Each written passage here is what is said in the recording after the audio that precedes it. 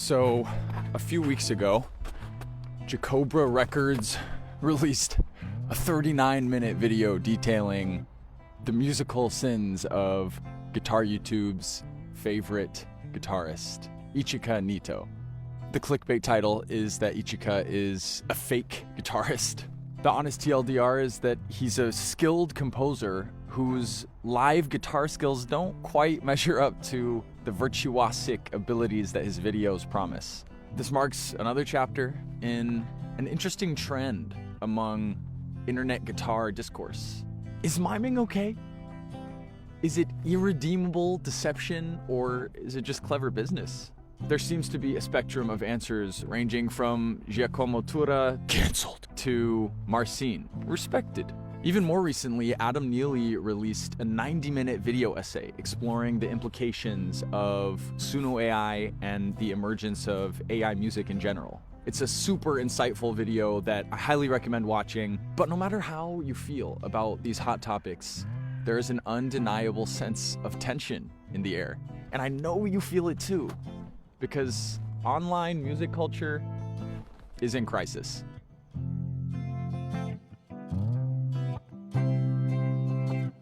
Super Smash Bros. Melee at EVO 2013, chess versus FIDE, quantum physics. There are countless examples of subcultures experiencing crises that deal with the nature of their collective identity.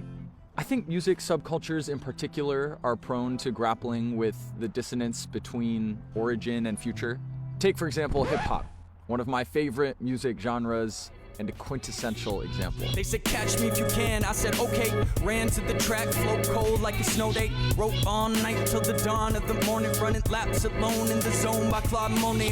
Hip-hop emerged in the 70s, championed by Black Americans in New York City. In the 80s and 90s, it gained critical acclaim and global popularity as it splintered into a bunch of other subgenres. Even though the identity of hip-hop was tumultuous throughout the time, I think you could roughly say that it remains centered in an anti-establishment attitude.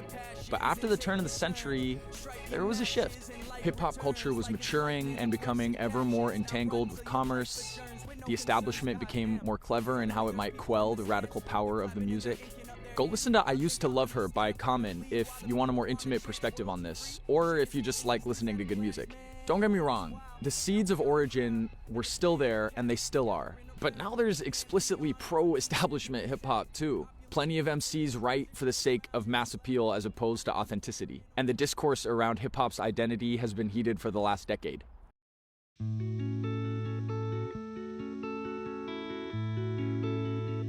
So here we are, 2026, battling a familiar foe on an unfamiliar scale. The internet has made music accessible like never before, true. Yet aspiring musicians are still gatekept by filters that prioritize profit above all else. We're faced with emerging technologies that threaten the sustainability and the moral integrity of many creative fields. Where does that leave us? Well, it leaves us in an identity crisis. Not just as individuals, but as a collective online music subculture. We're asking ourselves how to move forward. We're asking ourselves why we do what we do. We're asking ourselves whether we should take this shit back offline, or whether we need to assimilate, or whether there's a middle ground. We're asking ourselves questions like this. I no longer want to hear anybody make the comparison between generative AI in music and any of the other disruptive technologies in music, because the fascists, or at least the people that have taken great pains to show that they are indeed the spiritual successors of the Italian fascists, have selected their tool of wealth extraction and political coercion.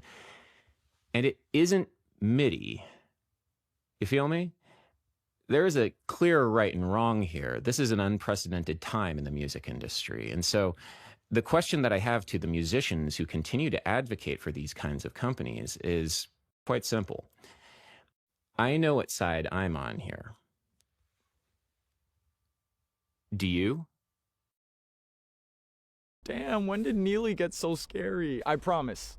Adam, I'm on your side on this one. Scaled all the way back, we're asking ourselves, who are we? And you know what? Here's my answer. We are the block party in the Bronx. We're the house clubs in Berlin and the jazz clubs in New Orleans. We're the sweaty basements with tapes playing, the blues and the bluegrass shows, the ragas, the drums, the hula dance, the music lessons, and the self-taught heroes. We're the wave files, the broken nails, the late nights, and the sunrises. We are the flower that blooms from the concrete and the moody kid with the chip on their shoulder. We are the first voice,